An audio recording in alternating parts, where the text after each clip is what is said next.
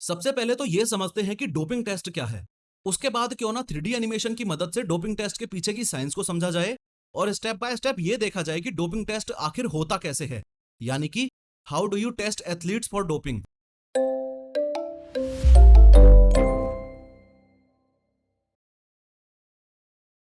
Doping test total 5 stages में होता है। सबसे पहली स्टेज है एथलीट सिलेक्शन। हजारों एथलीट्स में से किसी एक एथलीट का सिलेक्शन कैसे करना है, इस बात का लॉजिक आपको तब तक समझ नहीं आएगा जब तक आपको ओलंपिक्स का ओवरव्यू ना दिया जाए। लेकिन एक छोटा सा रिमाइंडर, पिछले काफी महीनों से जिस 3D एनिमेशन ट्रेनिंग प्रोग्राम पे मैं काम कर रहा था, फाइनली इस इंडिपेंडेंस डे को वो 3D कोर्स लॉन्च हो रहा है और सिर्फ फर्स्ट 1000 स्टूडेंट्स कोर्स के ओरिजिनल प्राइस पे कैसे फ्लैट 70% डिस्काउंट ले सकते हैं, कूपन कोड के साथ स्टेप बाय स्टेप प्रोसीजर मैंने इस वीडियो के एंड में बताया है। देखो, ये है इंटरनेशनल ओलंपिक कमेटी यानी IOC की बिल्डिंग। इस बात को समझ लो कि ये IOC ही पूरे ओलंपिक गेम्स का करता धरता है। ओलंपिक से जुड़े सभी डिसीजंस इस IOC के द्वारा ही लिए जाएंगे। आज से 22 साल पहले इस IOC ने अपने अंडर एक नई एजेंसी बनाई, वाडा। इस बात में कोई दो राय नहीं है कि ह्यूमन बॉडी की एक लिमिट है। आप कितना ऊंचा कूद सकते हो उसकी एक लिमिट है, आप कितना वेट उठा सकते हो उसकी एक लिमिट है, आप कितना फास्ट दौड़ सकते हो उसकी एक लिमिट है। लेकिन अगर आप PEDs यूज करते हो तो इन लिमिट्स को काफी हद तक इंक्रीज किया जा सकता है। PED का फुल फॉर्म है परफॉर्मेंस एनहेंसिंग ड्रग्स, यानी कि ऐसे ड्रग्स या सब्सटेंसेस जो शरीर में डालते ही आपकी परफॉर्मेंस को बढ़ा दें। और ऐसे सब्सटेंसेस को यूज करके इलीगल तरीके से स्पोर्ट्स जीतना, इसे ही तो डोपिंग कहा जाता है। इन ड्रग्स को लेने वाला हर एथलीट ऑलरेडी इस बात से वाकिफ होता है कि इन PEDs के साइड इफेक्ट्स तो हैं, जान भी जा सकती है और शरीर में परमानेंट डैमेज भी हो सकता है। लेकिन फिर भी ओलंपिक मेडल की जीत से मिलने वाला नेम फेम मनी का लालच और इस बात का डर कि ओलंपिक्स हर 4 साल में होगा तो मदमस्त जवानी में पार्टिसिपेशन के ज्यादा चांसेस नहीं मिल पाएंगे। इन दोनों रीजंस की वजह से एथलीट्स अपना ईमान भूल जाते हैं। इसलिए ऐसे नाईमानदार एथलीट्स के लिए ही 1999 में इस IOC ने इस वर्ल्ड एंटी डोपिंग एजेंसी यानी कि वाडा को जन्म दिया। वाडा का फॉर्मेशन होते ही IOC ने वाडा को ऑर्डर दिया कि सबसे पहले तो बैंड सब्सटेंसेस की एक लिस्ट तैयार करो। फिर अगले कुछ महीनों तक वाडा के रिसर्चर्स ऐसे सब्सटेंसेस की लिस्ट बनाने में लग गए जो कि PEDs में, या यूं कह लो कि इलीगल तरीके से मेडल्स जीतने के लिए शरीर में डाले गए ड्रग्स में यूज किए जाते थे। आज के दिन वो ही लिस्ट वाडा की ऑफिशियल वेबसाइट पे इस व्हाट इज प्रोहिबिटेड वाले सेक्शन में देखी जा सकती है। लिस्ट तैयार होते ही ये इंटरनेशनल ओलंपिक कमेटी जोश में आ गई।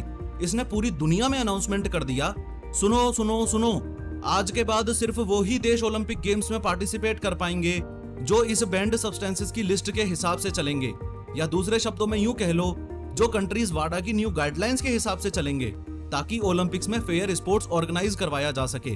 फिर क्या था, ग्रेजुअली सभी कंट्रीज ने इस प्रस्ताव को एक्सेप्ट किया। जैसे अमेरिका ने यूसाडा, रसिया ने रुसाडा और इंडिया ने नाडा यानी कि नेशनल एंटी डोपिंग एजेंसी बनाई और वाडा की गाइडलाइंस के हिसाब से चलने का प्रण लिया। यही वो ओलंपिक्स का ओवरव्यू था जो आपको देना जरूरी था। अब वापस आप ये समझो कि डोपिंग टेस्ट की जो पहली स्टेज है यानी कि एथलीट का सिलेक्शन, अपने देश में वो नाडा के हाथ में है।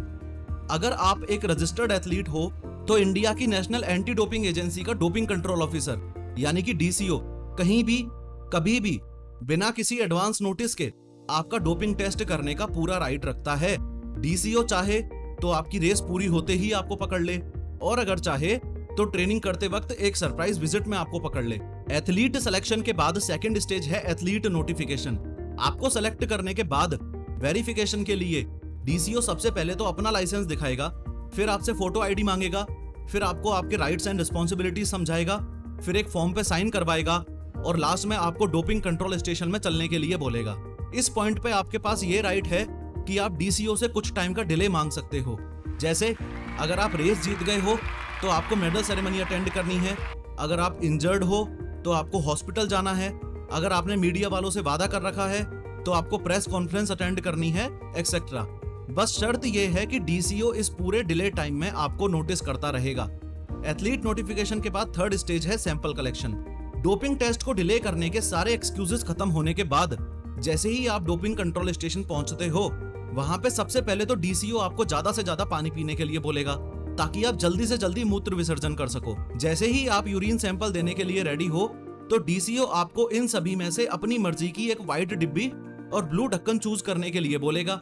बाथरूम में जाते ही सबसे पहले तो DCO आपसे इस व्हाइट पॉट की ये लिड सील ओपन करवाएगा और बताएगा कि भैया इस डिब्बी में 90 ml यूरिन सैंपल तो देना ही पड़ेगा। अगर इस राउंड में नहीं दे पाए तो सेकंड राउंड में देना, लेकिन डोपिंग टेस्ट के लिए 90 मिलीलीटर तो कम से कम चाहिए ही चाहिए।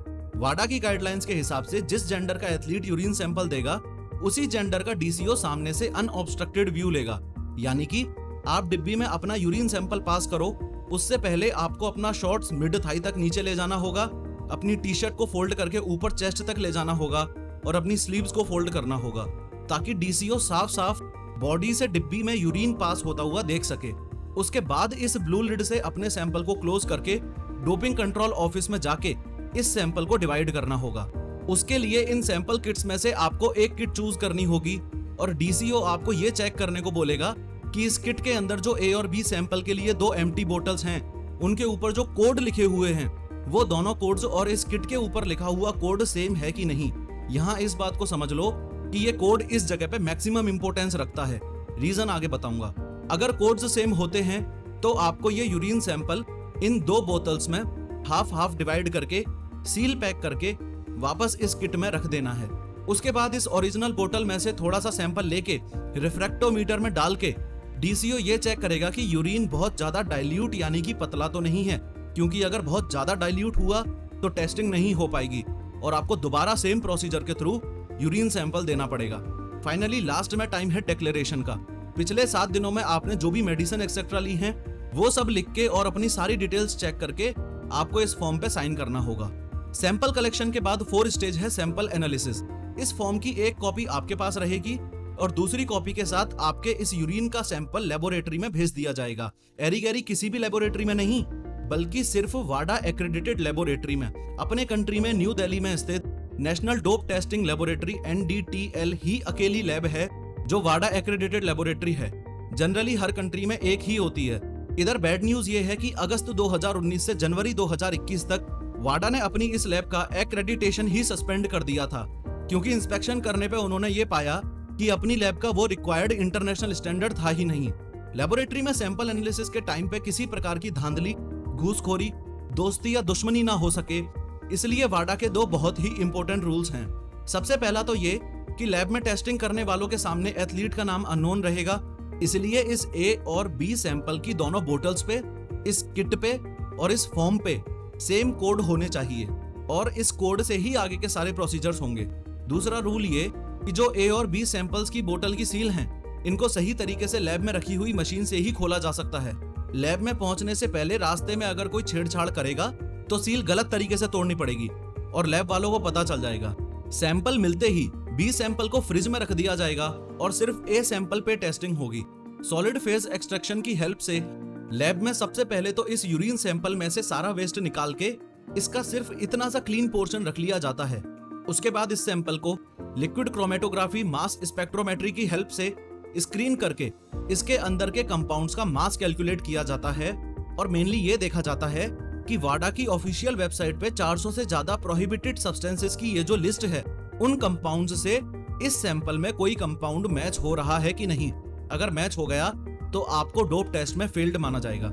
सैंपल एनालिसिस के बाद 5th स्टेज है रिजल्ट्स मैनेजमेंट। ए सैंपल को टेस्ट करने पे आप डोप टेस्ट में फेल हो गए हो, ये नोटिस आपके पास आएगा और वाडा के पास जाएगा।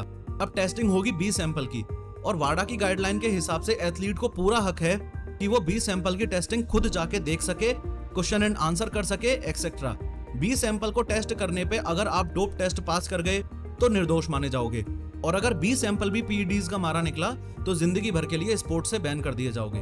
अगर आपका ए सैंपल पॉजिटिव ना आया होता तो आपका ये बी सैंपल अगले 8 साल तक रिसर्च पर्पसेस के लिए इस फ्रिज में ही रखा रहता। साल 2011 में वर्ल्ड चैंपियनशिप्स में और पैन अरब गेम्स में 2 एनोनिमस सर्वे करवाए गए। एनोनिमस मतलब ये कि किसी भी एथलीट की पहचान नहीं पता लगेगी। तो 40% एथलीट्स ने ये एडमिट किया कि पिछले 1 साल में उन्होंने डोपिंग की है, लेकिन रिपोर्ट्स के हिसाब से वाडा सिर्फ 1 से 2% एथलीट्स को ही डोपिंग के मामले में पकड़ पाता है। मतलब 38% एथलीट्स डोपिंग करते भी हैं और पकड़े भी नहीं जाते। आखिर कैसे?